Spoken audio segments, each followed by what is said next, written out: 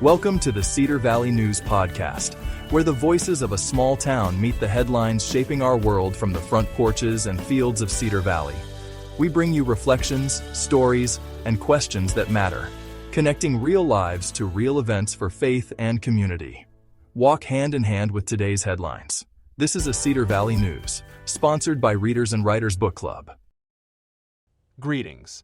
I'm Lars and I'll be your host for today's Quiet Echo. When the mortgage ends and the bill arrives a couple of weeks ago, Daniel Larson wrote a column about Florida's proposal to eliminate property taxes on owner-occupied homes. Folks around town talked about it for days. The idea sounded bold, maybe even impossible. But it stayed in the air long enough for something unexpected to happen. My own perspective shifted. Today's episode isn't about policy debates or state budgets.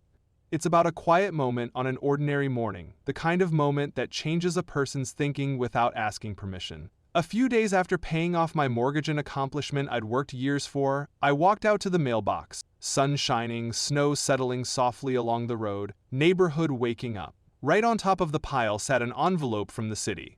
Inside, $8,600 in property tax for my home. For most of my life, that number never hit me. The mortgage payment bundled everything together, and the tax lipped by without fanfare. When you're busy living life, raising kids, running a business, you don't stop to separate dollars on a bank statement. But now that the house is paid for, the bill comes straight to me. No middleman. No hiding place. $716 every month sent to the city for the privilege of staying in the home already bought and paid for.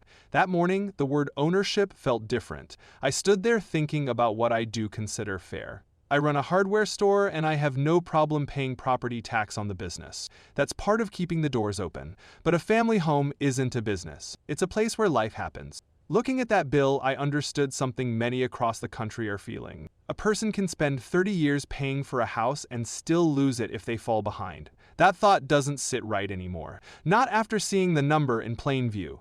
Momentum is growing in places far from Cedar Valley, and suddenly the idea no longer feels theoretical. It feels human. When the mortgage ends and the bill arrives, you understand the debate isn't about economics alone. It's about what ownership is supposed to mean. People take better care of the things they truly own. Maybe communities would too if families weren't paying rent to stay in their own homes. Here in Cedar Valley, we believe in balance. We care about schools, we care about neighbors, and we care about the promise a home represents. The future may hold a better way. One where families feel secure in the place they've worked so hard to call their own.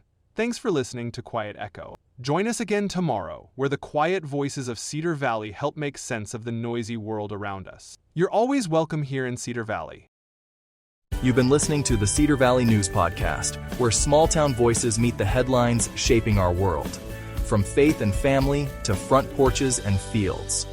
We'll be back with more stories connecting real lives to real events. Until next time, keep your porch light on, your faith strong, and your heart open. This is Cedar Valley News, sponsored by Readers and Writers Book Club.